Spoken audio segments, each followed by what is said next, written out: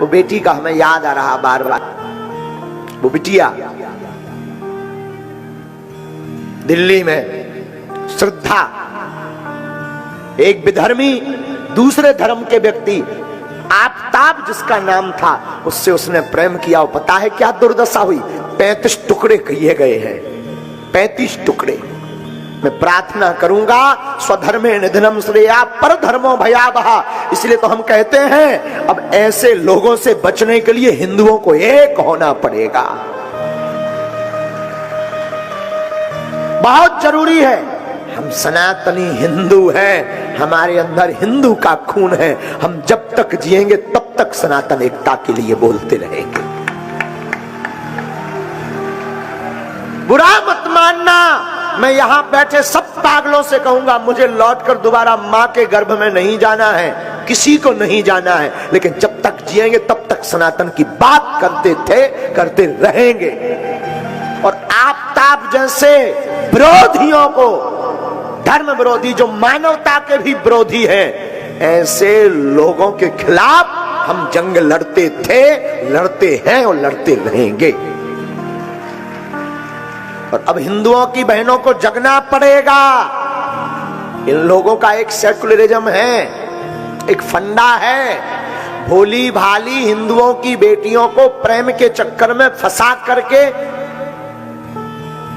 बलात् रूप से दुर्दशा करवा करके फिर उनकी हत्या करना। कितनों की नहीं हुई? ये कोई नया कांड नहीं है, कितनों की नहीं हुई। क्या गुजरी होगी हमारी बेटी श्रद्धा के ऊपर, बहन श्रद्धा के ऊपर, जब उसके शरीर के 35 टुकड़े किए गए होंगे। महाराज जी अभी की घटना है, ताजी फ्रिज में रखा है उसने 35 टुकड़ों को। ज्यादा से ज्यादा 7-8 टुकड़े हो सकते हैं शरीर के, 35 टुकड़े उसने फ्रिज में रखा है। अब वो फेंक के चला भी जाता, रोज एक एक टुकड़ा फेंक रहा था, कोई सुन भी नहीं पाता, मुंबई भी भाग जाता और शायद हमारी श्रद्धा गुमनामी के उसमें भग जाती। लेकिन ईश्वर की कृपा थी, हिंदुओं को जगाने के, हिंदुओं को बताने के लिए कि मेरी बहनों तुम मर जाना, भूल करके भी दूसरे धर्म के व्यक्ति के ऊपर भरोसा मत करना।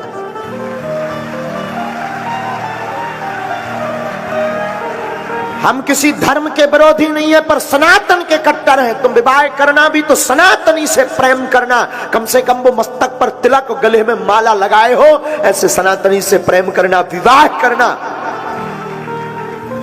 मेरी बहनों, दूसरे धर्म के लिए बुरा मत मानना। आज की कथा में मुझे बहुत, आज दरबार में इस बात के लिए बहुत आवेश आ रहा था। किसी को बुरा लगे तो क्षमा करना।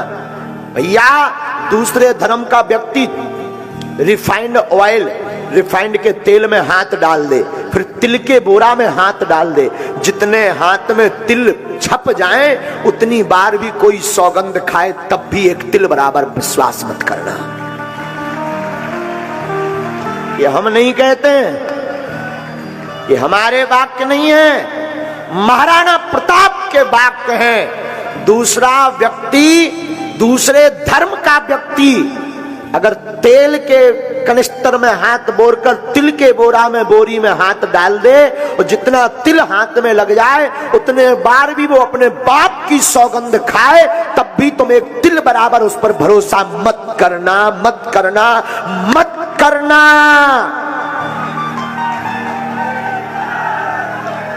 अब समय जगने का आ गया और भारत, इस वीडियो को हम कहेंगे जरूर जन जन तक पहुंचाना। भारत के संतों से भी प्रार्थना करेंगे, आपस में तुम लड़ना बंद कर दो, आपस में एक दूसरे की टांग खींचना बंद कर दो। तुम में अगर दम है, शक्ति है, तुम में अगर हिंदुत्व है तो इन धर्म विरोधियों के खिलाफ एकजुट होकर लड़ना शुरू कर दो। तब तुम्हारी माला ठीक है, तब तुम गुरु के चेला ठीक हो। आपस में लड़ लड़ करके सनातन को मत डुबाओ, प्लीज, प्रार्थना है। लड़ना तो इन विरोधियों के खिलाफ अब एक हो जाओ। अब समय